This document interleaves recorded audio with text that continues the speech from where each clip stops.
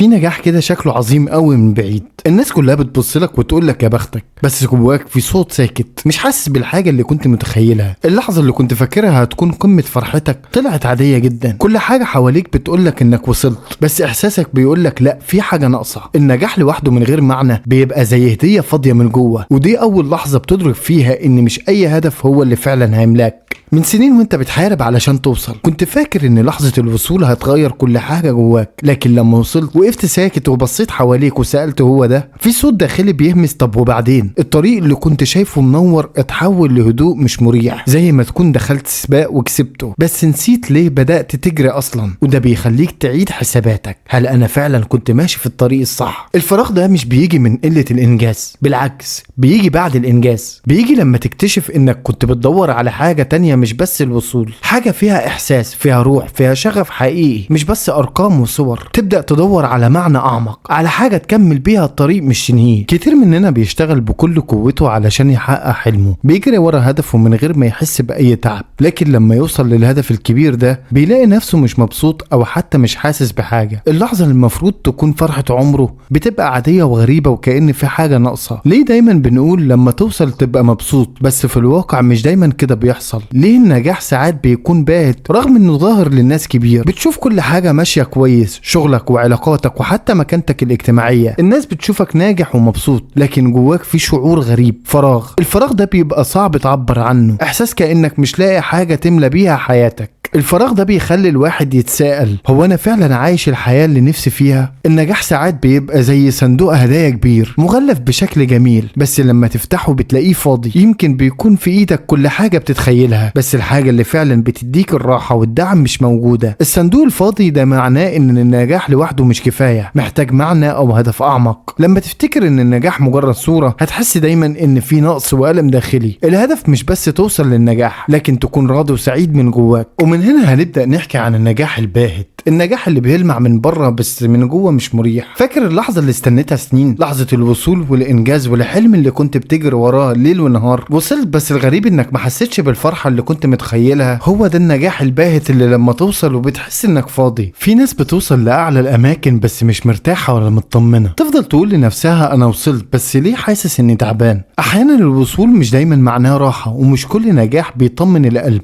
ممكن تنجح في شغلك بس تفشل تلاقي السلام جواك. الراحة مش بتيجي من الإنجازات، بتيجي من جواك، من فهمك لنفسك ومن علاقتك بحياتك. تخيل تجري سنين علشان توصل لهدف وتكتشف إنه فاضي. كل يوم تصحى تحاول تثبت لنفسك إنك ناجح، بس تحس إنك مجهد لأنك بتشتغل على صورة مش على معنى حقيقي بيشبعك. النجاح من غير معنى بيستنزفك بدل ما بيريحك. من غيره النجاح مجرد مجهود ضايع وسط الزحمة. في ناس بسيطة بس عايشة بسلام ورضا بيخليك تحسدهم، عندهم طمأنينة مش محتاجين يثبتوا حاجة لحد. كل خطوة بيخطوها في راحة نفسية مش بتتشاف لكن بتتحس. اوقات كتير بنقضي سنين بنجري ورا حاجة معينة، بنفضل نخطط ونشتغل ونضحي ونقول بس اوصل وكل حاجة هتبقى تمام. بس لما بنوصل فجأة بنحس بسؤال غريب بيهجم علينا، طيب بعد كده هو ده خلاص مفيش حاجة تانية؟ بنكتشف ان الوصول لوحده مش كفاية، وان الرحلة كانت اغنى من النقطة الاخيرة. المشكلة مش انك وصلت، المشكلة انك مش عارف تكمل باحساس. كل هدف من غير معنى بيبقى زيه زي السراب، تلاحقه ولما توصل له بتلاقيه وهم. الناس حواليك ممكن تفرح ليك بس جواك في حاجة ناقصة، تحس انك واقف وسط الزحمة بس مش لاقي مكانك الحقيقي. النجاح اللي ما فيهوش ليه بيضيعك بدل ما بيثبتك. السعي في حد ذاته مش غلط، بالعكس هو اللي بيحرك حياتنا، بس المهم تسأل انا بسعى ليه والمين وبأي نية؟ هل علشان ارض الناس، ولا اهرب من فراغ جوايا، ولا علشان احقق حاجة فعلا بتعبر عني وعن اللي جوايا؟ لما يكون عندك سبب حقيقي التعب بيبقى اخف والطريق اهدى. ساعتها حتى لو الطريق طويل هتحس انك ماشي في سكتك، والرحلة هتكون اهم من النهاية. فاكر لما قلنا ان النجاح ساعات بيكون فاضي، او ساعات الفراغ ده بيجي علشان النجاح كان لحد تاني مش لينا؟ ويمكن ده اللي بيخلينا نراجع نفسنا. ساعات بننجح في حاجات الناس شايفينها مهمة بس احنا مش حاسين بيها. ليه؟ علشان ده مش حلمك، ده حلمهم هم. انت عملت كل اللي اتقال ليك عليه، اللي اتربيت عليه، اللي الناس بيحبوه، بس نسيت تسأل نفسك انا فعلا كنت عايز ده؟ وساعتها النجاح بيكون مجرد صورة على الحيطة من غير روح. اللي بيفرح الناس مش دايما هو اللي هيفرحك.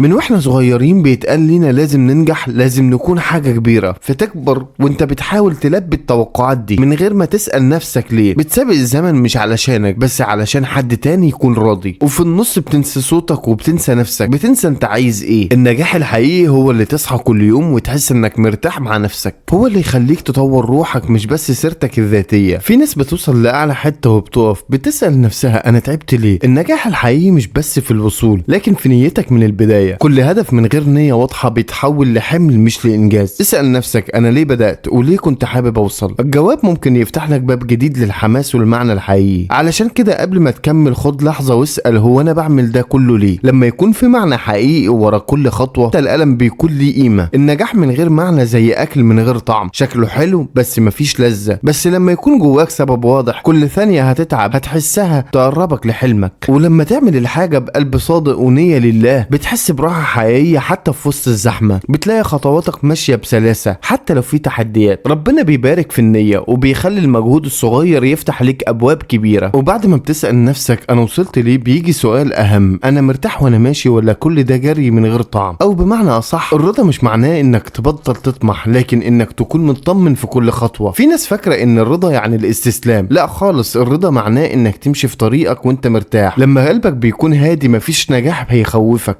في ناس بتخاف من النجاح اكتر من الفشل لان النجاح ساعات بيجي معاه ضغوط وتوقعات، بس لما تكون رايق من جواك النجاح عمره ما يكون عبء. بتستقبله كأنه نعمة مش اختبار، هو حاجة بتكملك مش حاجة بترهقك. وكل خطوة بتاخدها بتزيدك طمأنينة مش قلق. النجاح اللي من غير معنى بيكون مجرد تعب ملوش طعم، لا فرحة ولا راحة بس خطوات بتتكرر من غير روح. علشان كده لازم نقف مع نفسنا ونسأل هو ده اللي كنت بدور عليه؟ المعنى هو اللي بيدي للنجاح نور ومن غيره كل حاجة بتبهت. اسأل نفسك انا ماشي ليه ورايح على فين. كل واحد فينا بيجري بس مش كلنا عارفين رايحين فين. الطريق ممكن يكون طويل والانجازات كتير بس لو مش عارف السبب هتتعب من غير ما ترتاح. النية بتفرق والهدف لو مش واضح هتضيع في الزحمة. اسأل نفسك بصدق انت بتعمل ده ليك ولا علشان حد، واجابتك هي اللي هتحدد اذا كنت ماشي في سكة صح ولا لا. اللي بيمشي بهدف واضح عمره ما هيحس بالفراغ في اخر الطريق. ولما تلاقي الجواب هتعرف ان الرضا اهم انجاز. الرضا مش رفاهية، دي حالة سلام جواك. لما توصل لها كل حاجة حواليك بتكون اهدى واوضح. الراحة اللي جواك لو لقيتها هتعيش مطمن، هتشتغل من غير قلق وتكمل من غير ما تنهار. وهو ده النجاح الحقيقي، راحة القلب وسط دوشة الحياة.